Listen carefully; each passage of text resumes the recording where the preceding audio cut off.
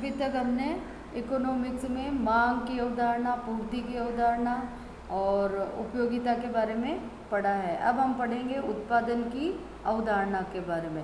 तो उत्पादन का सिंपल सा अर्थ क्या है? किसी भी चीज़ को विकसित करना या पैदा करना। तो साधारण भाषा में तो हम जो हमारा दैनिक जीवन है उसमें समझ सकते हैं कि उत्पादन का मतलब नई नई चीज़ें पैदा करना। तो ये तो एक सिंपल सी चीज़ है छोटे रूप के लिए, लेकिन बड़े रूप के लिए क्या हो सकता है? जो अर्थशास्त्र से संबंधित है उत्पादन, तो उसकी परिभाषाओं के बारे में पढ़ेंगे और उसके लिए क्या क्या साधन आवश्यक है उनके बारे में पढ़ेंगे। तो ये चीज़ देखने से पहले हम क्या देखते हैं कि जो उपभोग है वो क्या चीज़ है, किस पर आधारित है? उपभोग उत्पादन पर आधारित है, इसके बाद उपयोगिता पर आधारित है और मांग पर आधारित है और पूर्ति पर आधारित है। तो उपभोग को एक तरह से हम क्या कह सकते हैं कि आर्थिक क्रियाओं का आदि व अंत माना जाता है। और इसके पहले हमने क्या पढ़ा है कि जो उपयोगिता विश्लेषण है उसको हमने कितने तरीक़ों से पढ़ा है? गणनात्मक और क्रमवाचक के रूप में पढ़ चुके हैं हम। तो किसी वस्तु में वह क्षमता जो मानवीय आवश्यकताओं को पूरा कर सकती है, उपयोगिता कहते हैं हम उसको। तो ये वस्तुओं में उपयोगिता का सृजन उत्पादन प्रक्रिया द्वारा होता है। अगर उत्पादन ही नहीं करेंगे तो ये सब क्रियाएं संभव नहीं है। तो उत्पादन से ही उपभोग संभव हो सकता है। वस्तुओं व सेवाओं की मांग उन वस्तुओं व सेवाओं के उपभोग पर आधारित होती है। अगर कोई व्यक्ति उपभोग ही नहीं करेगा तो मांग संभव नहीं है। तो इसी तरीके से तो मांग किस पर आधारित है? उपभोग पर आधारित है। इसी तरह से जो पूर्ति है वो किस पर आधारित है? उत्पादन की मात्रा पर। जितना अधिक उत्पादन होगा पूर्ति उतनी ही अधिक होगी, या जितना अच्छा उत्पादन होगा पूर्ति होगी और उसी के अनुसार मांग उससे जुड़ जाएगी। तो इसी तरीके से किसी देश की जो राष्ट्रीय आय है या प्रति व्यक्ति आय है वो भी किस पर निर्भर करती है? उत्पादन पर। कैसे कि उत्पादन के स्तर से निर्धारित होती है। अगर उत्पादन के स्तर में वृद्धि होती है तो उस देश को हम क्या मानेंगे? संपन्न मानते हैं कि भाई यहाँ पर दिनों दिन उत्पादन में वृद्धि हो रही है, तो ये आर्थिक रूप से समृद्ध देश है। तो उत्पादन की समृद्धि एवं गुणवत्ता का लोगों के जीवन स्तर पर भी जो है वो पॉजिटिव यानी सकारात्मक प्रभाव पड़ता है। तो सबसे पहले हम उत्पादन क्या है उसको समझेंगे। उत्पादन किसी वस्तु की उपयोगिता का सृजन, उपयोगिता में वृद्धि या उपयोगिता का निर्माण करना कहा जा सकता है। उत्पादन के अनुसार ही किसी व्यक्ति की जो उपयोगिता में वो वृद्धि संभव है। तो अब इस उत्पादन के कई रूप हो सकते हैं। जैसे एक किसान के लिए क्या है? अनाज का उत्पादन करना ही एक रूप हो गया, या खाद्य वस्तु उत्पादित करना ही एक रूप हो गया। कारखाने के लिए क्या हो गया, या फैक्ट्री के लिए क्या हो गया कि वहाँ की जो मशीनें हैं, खिलौनों, जूते, जैसे अलग अलग तरह के कारखाने हैं। तो कहीं पे कपड़े बनते हैं तो ये उत्पादन करना हो गया, खिलौने बनते हैं, जूते बनते हैं, या और कोई किसी तरह की जैसे साबुन है, इस तरह की चीज़ें, सीमेंट, फर्नीचर, ये सब क्या है? उत्पादन करने वाली चीज़ें जो एक तरह से कहाँ होगी? फैक्ट्रियों में या कारखानों में। इसी तरीके से सेवाओं के रूप में भी उत्पादन ही है एक तरीके का। तो सेवाएं कैसी कैसी हो सकती है? शिक्षा से संबंधित, चिकित्सा, बैंक, वकीलों की सेवाएं, और इसी तरीके से अकाउंट्स से संबंधित यानी अकाउंटेंट वाली जो हिसाब किताब रखते हैं, और संचार वाली हो सकती है जैसे डाक विभाग वाली, टेलीफोन विभाग वाली, और परिवहन से संबंधित या यातायात वाली हो सकती है जिसमें सामानों को एक जगह से दूसरी जगह ले जाना यानी माल ढुलाई जिसको हम कहेंगे। ये सब क्या कहलाएंगे? उत्पादन से संबंधित क्रियाएं हैं। अब इसकी जो परिभाषा अर्थशास्त्रियों ने दी है अलग अलग, उनमें सबसे पहले अल्फ्रेड मार्शल ने बताया था कि उत्पादन को उपयोगिता का सृजन करना उनके अनुसार क्या है? उत्पादन उपयोगिता का सृजन करना है। दूसरा अर्थशास्त्री है फ्रेजर, उनके अनुसार उपयोगिता की पुनः स्थापना करना ही उत्पादन है। इसी तरीके से मेरियस ने जो बताया वो संकुचित अर्थ में उत्पादन को आदान प्रदान हेतु वस्तुओं व सेवाओं के रूप में परिणाम देने वाली प्रक्रिया बताया। जेराल्ड डब्ल्यू स्टोन ने उत्पादन साधनों को निर्गतों या उत्पादन में परिवर्तित करने की प्रक्रिया के रूप में बताया। अब हम जो सिंपल भाषा इसकी समझ सकते हैं वो है सरल शब्दों में, उत्पादन एक प्रकार का वस्तुओं व सेवाओं का प्रवाह है। उत्पादन की एक विशेष प्रक्रिया होती है। उत्पादन के द्वारा किसी वस्तु या सेवा की मानवीय आवश्यकता को संतुष्ट करने की क्षमता में वृद्धि या क्षमता का सृजन या निर्माण होता है। अब हम इन परिभाषाओं के आधार पर ये देख सकते हैं कि उत्पादन केवल एक चीज़ से संभव नहीं है, इसके लिए बहुत सारे साधनों की आवश्यकता होगी। तो ये साधन कौन कौन से हैं उनके बारे में हम पढ़ेंगे। तो सिंपल भाषा में हम देखें, जैसे कोई एक किसान है तो उसको किसी चीज़ को उत्पादित करने के लिए सबसे पहले जगह चाहिए। तो इसका मतलब क्या हो गया, भूमि। अब उस भूमि में उसको बीज डालने के लिए बीज चाहिए, तो बीज के लिए उसको क्या चाहिए, पूंजी चाहिए। या पुराने बीज होंगे तो आगे से आगे वो बढ़ते रहेंगे। तो ये किस तरह के हो गए, साधन हो गए। फिर उसके बाद उसको चाहिए कि वो उनको किस तरह से व्यवस्थित करके जो बीज भूमि में डालना चाहता है वो डाले। तो उसके लिए उसको एक व्यवस्था बनानी पड़ेगी जिसको हम क्या कहेंगे, प्रबंधन। फिर उसके बाद कि वो जो प्रबंधन जो वो व्यवस्था बनाता है उसमें किस तरह की तरीके का उपयोग करेगा, यानी उसको हम क्या कहेंगे, तकनीकी। फिर उसके बाद आता है कि भाई उसको विश्वास भी रखना पड़ेगा कि ये चीज़ उत्पादित होगी। तो विश्वास रखने को हम क्या कहेंगे यहाँ पर, साहस या उद्यमशीलता। तो ये तो एक सिंपल से किसी किसान के बारे में। तो इसी तरीके से बड़ी बड़ी चीज़ों के उत्पादन के लिए भी अलग अलग साधनों का उपयोग किया जाता है। तो अब इसके बारे में हम समझते हैं।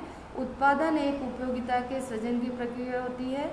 उत्पादन के द्वारा एक अवधि में वस्तुओं व सेवाओं का प्रवाह के रूप में निर्माण किया जाता है। इस प्रकार उत्पादन कुछ साधनों, अब ये साधन कौन कौन से हैं, जैसे श्रम, सबसे पहले मेहनत की आवश्यकता होगी। दूसरे नंबर पर पूंजी, तीसरे नंबर पे आ रहा है भूमि, फिर है प्रबंधन, तकनीकी, साहस या उद्यमशीलता।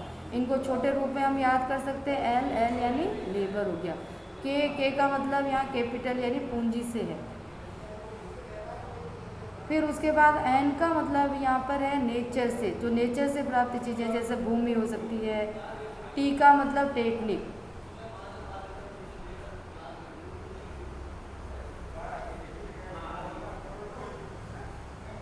अब यहाँ जो उत्पादन के साधन है उनको हम जो नाम देते हैं इकोनॉमिक्स के अनुसार वो है आधा या पढ़ते कहते हैं, जिनको हम इनपुट्स कहते हैं। जिन चीज़ों का हम उपयोग कर रहे हैं और फिर उससे हमें जो प्राप्त होगा उनको क्या कहेंगे, वस्तुओं व सेवाओं के उत्पादन को जो चीज़ें हम लगा रहे हैं उनको तो कहेंगे इनपुट यानी पढ़ते, और उससे जो उत्पादन की वस्तुएं प्राप्त होगी उसको कहेंगे हम प्रदा या निर्गत या आउटपुट्स कहते हैं। उत्पादन के साधनों का आर्थिक विश्लेषण करने पर उनकी प्रकृति कैसी होगी, अलग अलग होती है। अब ये साधन क्या क्या है, जो पहले एक बार मैं सिंपल बता चुकी हूँ, उसका वर्गीकरण यहाँ बता रखा है। सबसे पहला श्रम, पूंजी है, जो प्राकृतिक साधन है उसमें आ जाएगा भूमि। फिर चौथे नंबर पे तकनीकी व प्रबंधन, फिर है साहस या उद्यमशीलता। तो सबसे पहले भूमि, जिसको एल से बताया था। भूमि क्या है, प्रकृति का उपहार माना जाता है। तो इसमें क्या है, ये सीमित मात्रा में होती है, इसीलिए इसको यहाँ क्या लिखा गया है कि कृपणता का गुण पाया जाता है, यानी भूमि की मात्रा कैसी होती है, सीमित होती है, उसी में हमें काम करना है। और इसकी जो उर्वरा शक्ति है उसमें भिन्नता हो सकती है। दूसरा है श्रम। श्रम का मतलब है जो काम किसी पूंजी या धन या मुद्रा के बदले में शारीरिक या मानसिक रूप से किया जाता हो। तो श्रम से अभिप्राय धन या मुद्रा के बदले किया जाने वाला शारीरिक या मानसिक उत्पादक कार्य। अब परंपरावादी आर्थिक विचारों के अनुसार श्रम उत्पादन का क्या है, एक मूल साधन है। श्रम के बिना काम संभव नहीं है। श्रम को उत्पादन का सक्रिय साधन माना जाता है, उसमें बिल्कुल सक्रिय होकर के काम करना पड़ेगा।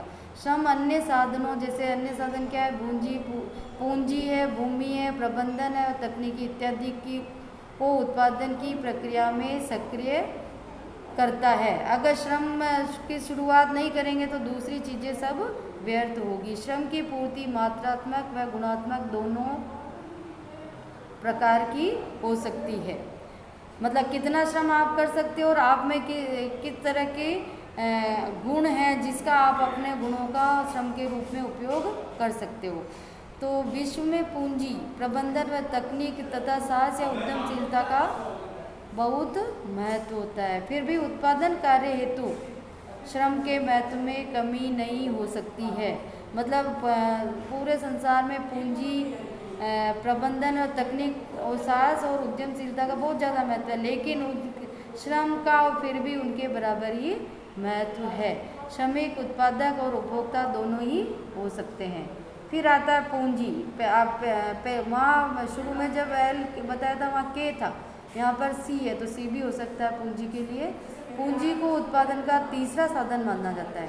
पूंजी को संकुचित अर्थ में नकद वित्त के रूप में प्रयोग करते हैं। आज पूंजी का आशय विभिन्न प्रकार की मशीनों, यंत्रों इत्यादि से है। जैसे वित्त और इनका उपयोग क्या करेंगे पूंजी के रूप में, अलग अलग कारखाने खोलने के लिए क्या चाहिए हमें, मशीनें चाहिए, अलग अलग तरह के यंत्र या उपकरण चाहिए, तो वो पूंजी वहाँ काम आ जाएगी।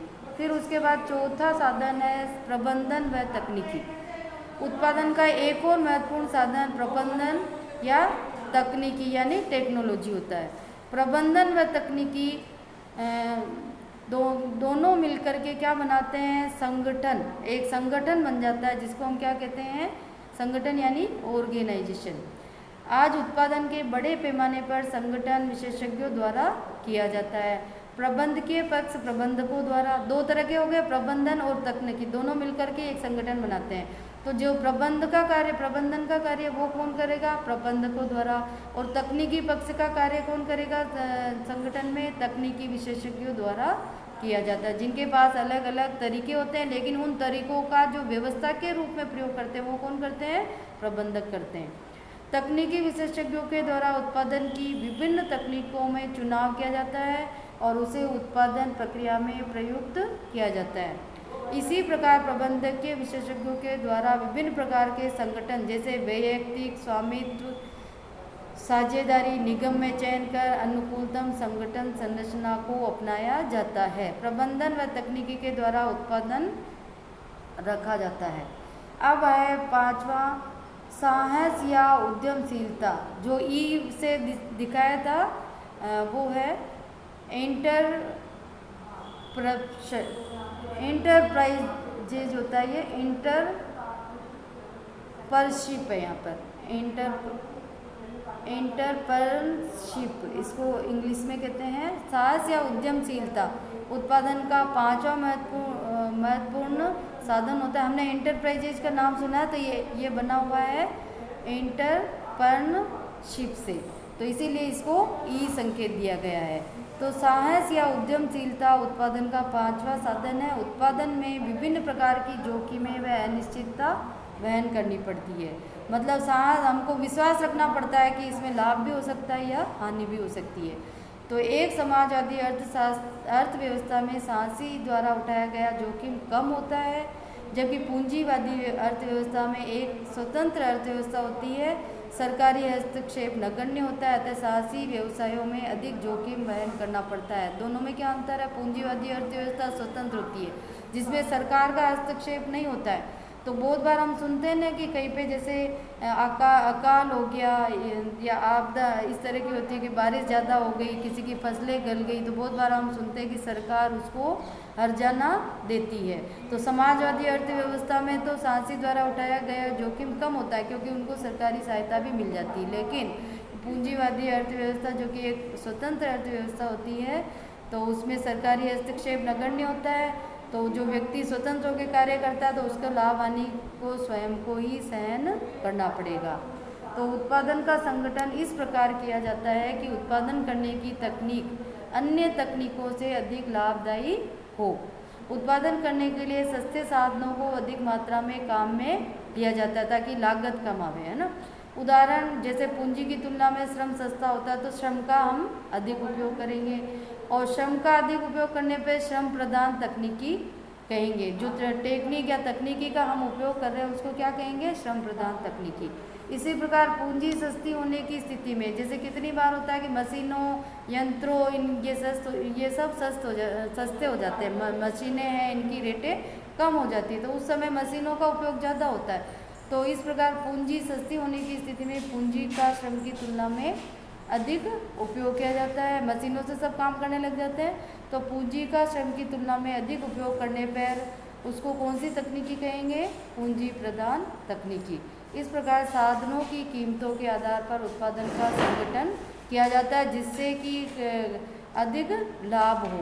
उत्पादन करने के लिए साधनों यानी आगतों की मात्रा में परिवर्तन यानी कमी या वृद्धि कर सकते हैं, जिसके परिणाम स्वरूप उत्पादन में परिवर्तन या कमी होती है। उत्पादन के साधनों में परिवर्तन के आधार पर अलग अलग अवधारणाएं बनी हुई है। तो ये उससे क्या होगा कि जो भूमि है उसमें हम श्रम की इकाई कितना लगा रहे हैं, उससे कुल उत्पादन कितना होगा, औसत उत्पादन कितना होगा और सीमांत उत्पादन कितना होगा। तो ये सब जो अवधारणाएं हमें प्राप्त होती है उससे इनको हम आगे वाले पार्ट में पढ़ेंगे। तो ये सब कैसे प्राप्त होगी? उत्पादन करने के लिए जो साधनों की मात्रा में परिवर्तन या कमी या वृद्धि होती है, जिससे उत्पादन में भी क्या होगा? कमी या वृद्धि होगी। तो ये सब चीज़ें जैसे उसमें औसत उत्पादन है या सीमांत उत्पादन है, इनमें कैसे परिवर्तन होगा, ये सब हम आगे वाले पार्ट में पढ़ेंगे। तो अभी आपको केवल उत्पादन की अवधारणा, परिभाषा याद करनी है और इसके जो 5 साधन बताए हैं उन साधनों के बारे में पूरा याद करना है।